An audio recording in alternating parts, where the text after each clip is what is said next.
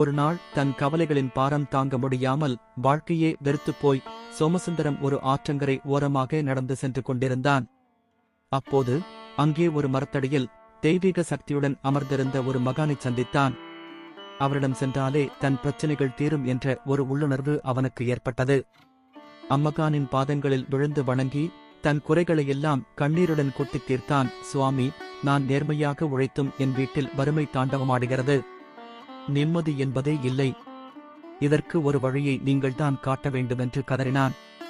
அதைக் கேட்ட அந்த மகான் சற்றும் கலங்காமல் ஒரு தந்தைக்கே உரிய வாஞ்சையுடன், மகனே, கலங்காதே. பிரபஞ்சம் என்பது ஒரு மாபெரும் ஆற்றல் கடல். அதிலிருந்து செல்வத்தை ஈர்க்கும் சக்தி நம் ஒவ்வொருவருக்குள்ளும் இருக்கிறது. ஆனால் அந்த சக்தியை தூண்டும் திறவுகோல் வெகு தொலைவில் இல்லை, உன் வீட்டிலேயே இருக்கிறது. நீ அந்த திறவுகோலை மதிக்கத் தவறிவிட்டாய், அதனால்தான் இந்த நிலை என்றார். சோமசுந்தரம் பெரும் குழப்பத்துடன், சுவாமி, என் வீட்டில் உடைந்த பொருட்களையும் கடன்பட்ட ரசீதுகளையும் தவிர அப்படி என்ன திறவுகோல் இருக்கிறது என்று அப்பாவியாக கேட்டான். மகான் புன்னகைத்து, மகனே, உன் மனைவிதான் அந்த திறவுகோல். ஒரு பெண் என்பவள் சாதாரண மனித பிறவி அல்ல, அவள் நடமாடும் மகாலட்சுமி. அவளை கிரகலட்சுமி என்று நம் சாஸ்திரங்கள் போற்றுகின்றன. ஒரு வீட்டில் பெண் ஆனந்த கண்ணீர் வடித்தால் அங்கே தேவர்கள் வாசம் செய்வார்கள், செல்வம் பெருகும். எங்கே அவள் துன்பத்தால் கண்ணீர் வடிக்கிறாளோ அங்கே மூதேவி குடியேறுவாள். நீ உன் மனைவியை ஒரு பொருளாக பார்த்திருக்கிறாயே தவிர அவளுக்குள் இருக்கும் தெய்வீக சக்தியை உணரத் தவறிவிட்டாய். உன் வீட்டில் செல்வம் தங்காததற்கும் நீ படும் எல்லா கஷ்டங்களுக்கும் காரணம் நீ உன் கிரகலட்சுமியை உண்மையாக கௌரவிக்கத் தவறியதான் என்றார். சோமசுந்தரம் பதற்றத்துடன், சுவாமி, நான் என் மனைவியை எப்போதும் அன்பாகத்தான் நடத்துகிறேன். அவளை நான் எப்படி இன்னும் சிறப்பாக கௌரவிக்க வேண்டும்? செல்வத்தின் கதவுகளை திறக்கும் அந்த ரகசியம் என்ன? தயவு செய்து கூறுங்கள் என்று கெஞ்சினான். அப்போதுதான் அந்த மகான் யாருமே சொல்லாத அந்த மாபெரும் ரகசியத்தை மகான் குரலைத் தாழ்த்தி மிகவும் நிதானமாகப் பேசத் தொடங்கினார். மகனே, கவனமாகக் கேள். ஒரு பெண்ணின் உடலில் பிரபஞ்சத்தின் தன ஆகர்ஷண சக்தியை, அதாவது செல்வத்தை ஈர்க்கும் ஆற்றலை நேரடியாக ஈர்க்கும் 2 தெய்வீக மையங்கள் உள்ளன. அவைதான் அவளுடைய உள்ளங்கைகளும் பாதங்களும்.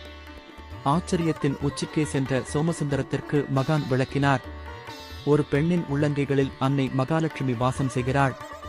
அதனால்தான் நம் முன்னோர்கள் காலையில் எழுந்ததும் கராக்கே வசதே லக்ஷ்மி, கரமத்தியே சரஸ்வதி, கரமூலே கோவிந்தா, பிரபாதே கரத்தர்ணம் என்று சொல்லி நம் உள்ளங்கைகளை பார்க்கச் சொன்னார்கள்.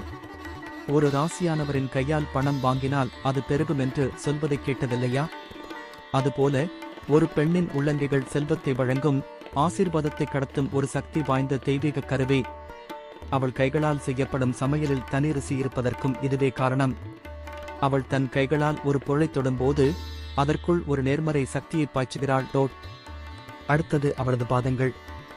நாம் என் குருவின் பாதங்களையும் பெற்றோரின் பாதங்களையும் தொட்டு வணங்குகிறோம்.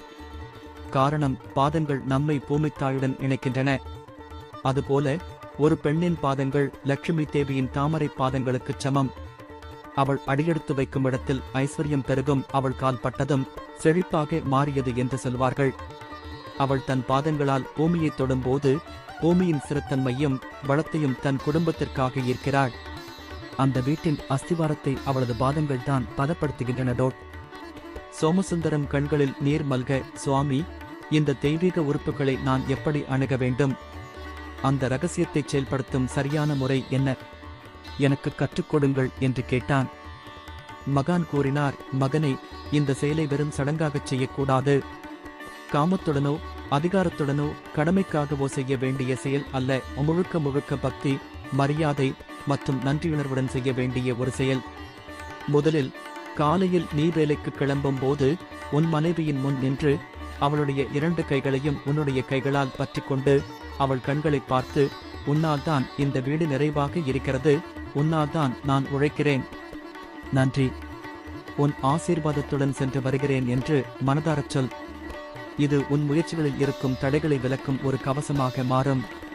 இரண்டாவதாக, நீ சம்பாதித்து வரும் பணத்தை, அது 100 ரூபாயாக இருந்தாலும் சரி, லட்சம் ரூபாயாக இருந்தாலும் சரி, முதலில் உன் மனைவியின் கைகளில் கொடு. இது நம் உழைப்பால் கிடைத்த வெற்றி, இது நமக்கான லட்சுமியின் அருள் என்று சொல்லி அவளிடம் கொடு.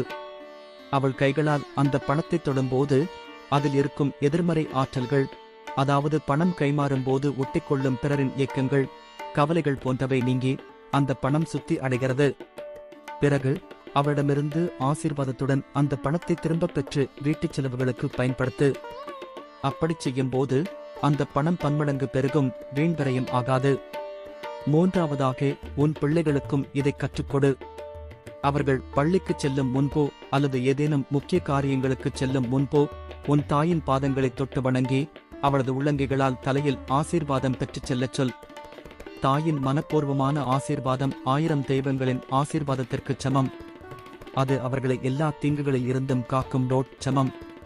அது அவர்களை எல்லா தீங்குகளில் இருந்தும் காக்கும்.